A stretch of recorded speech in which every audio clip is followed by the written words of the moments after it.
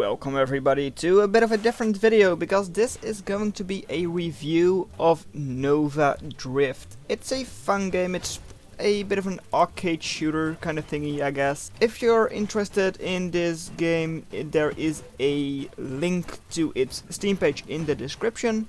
And just bear in mind that I did indeed get the game for free, because the developer sent me a key. So there are a couple of things I do like about the game, there are a couple of things that I don't like about the game. Things I do like: the world's metamorphosis, which, well, they are upgrades which you normally don't get, and they're a lot of fun. I feel like sometimes they are a little bit more overpowered than some of the other weapons or upgrades, and there is a lot of customization, which is also really nice. However, there are also some things I don't like. One of those is that there are, for some upgrades, it also has negatives, which, well, no, that's something I really don't like. Especially some of the negatives are really, well, kind of absurd how negative they are.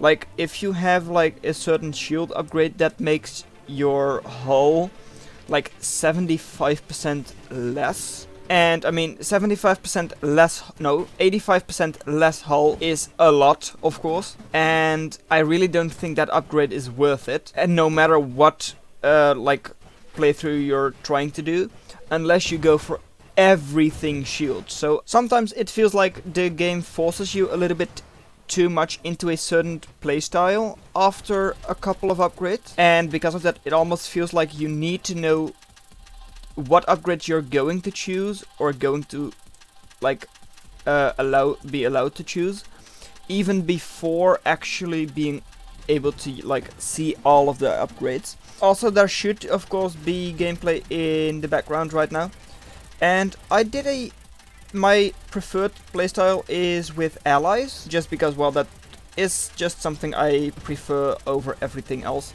Just because that way you don't have to do everything yourself, and you can focus a little bit more on dodging all of the shots. And yes, after a while there are a lot of those, and that way you have a little bit of more of a safety blanket, I guess. So that's my preferred playstyle, but I have also tried some other things, like a very shield focused one, and after a while that just didn't want to work out, because I had to take damage in order to deliver damage, which, well, that didn't really work as well as I hoped it would. Also, the run you're probably watching right now is the one I have while actually recording the audio for this, and it just, well, doesn't really do what I want it to do right now, so I have to like really work in order to like kill any enemies. Normally when playing with allies I do a lot more damage, it feels, and the thing about ally is that, at least that's what it feels like to me, does not have any drawbacks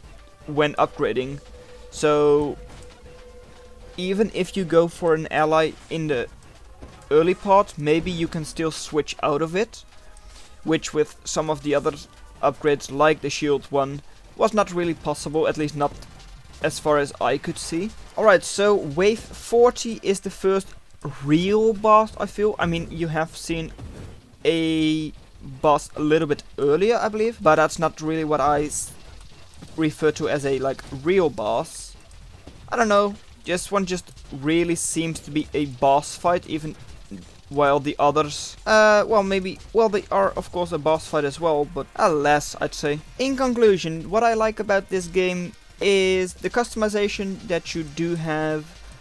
Also, the gameplay does feel quite smooth, like it works, that's for sure. On the other hand, I don't really like how you're sometimes forced into certain paths and you don't really get to choose what you do yourself. All in all, I'd say it's, I don't know, an 8 out of 10, something like that.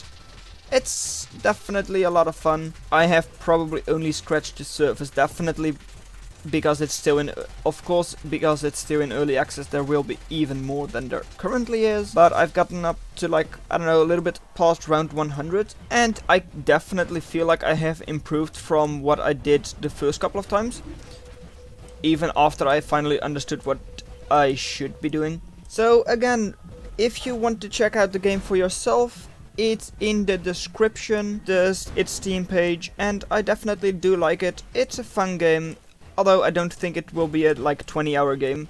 I'm probably done with it after like 10 hours total. Of course, if you really want to get a high score, you can definitely like keep going forever. Second real boss in my opinion, round 60 by the way, which is a really annoying one. And definitely one I like my allies with. Also, because this was my first like review kind of thing, please let me know if you like it. Also, please let me know if it is helpful, and if you want to see more, then definitely tell me about it.